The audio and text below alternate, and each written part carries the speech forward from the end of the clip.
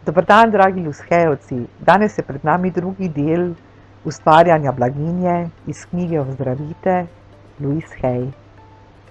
Če ne sprejmemo zamisli, da si blaginjo zaslužimo, obilje, celo kadar nam pade v naročje, jo s tem nekako zavrnemo.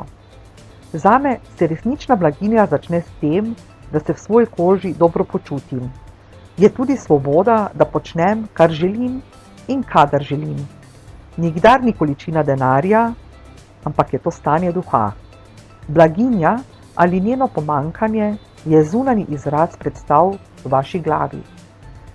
Kadar se osredotočate na povečanje, nikakor ne usmerjajte misli na svoje račune. Če se osredotočate na pomanjkanje in dolgove, boste ustvarili še več tega. Zaloga v ustvarstvu je neizčrpna. Začnite se zavedati tega. Vzemite si čas in ob jasnem večeru preštejte zvezde ali zrna v prgišču peska, liste na eni drevesni veji, dežne kaplje na šipi, semenca v paradižniku. Bodite hvaležni za tisto, kar imate, in ugotovili boste, da se bo vaše imetje povečalo. Sama pogosto z ljubeznijo blagoslavljam vse, kar je zdaj v mojem življenju.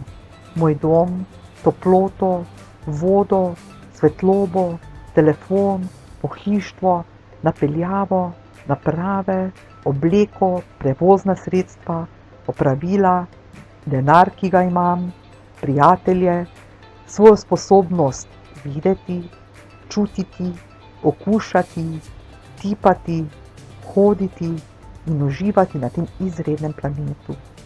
Koliko vsega imamo možnost, da se vsak dan znova zahvalimo, ali ne? Naše prepričanje o pomanjkanju in omejitvah so edino, kar nas omejuje. Katero prepričanje omejuje vas? Bi radi imeli denar le zato, da bi pomagali drugim? Če je tako, pravite, da ste ga sami nevredni. Poskrbite, da ne boste zavračali blaginje v tem trenutku.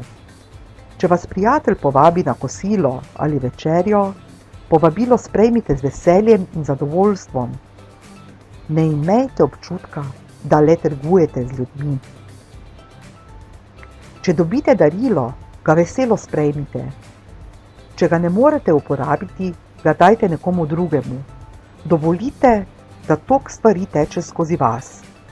Nasmehnite se in recite preprosto hvala. Na ta način pomagate vesolju videti, da ste pripravljeni sprejeti dobro, ki vam pripada.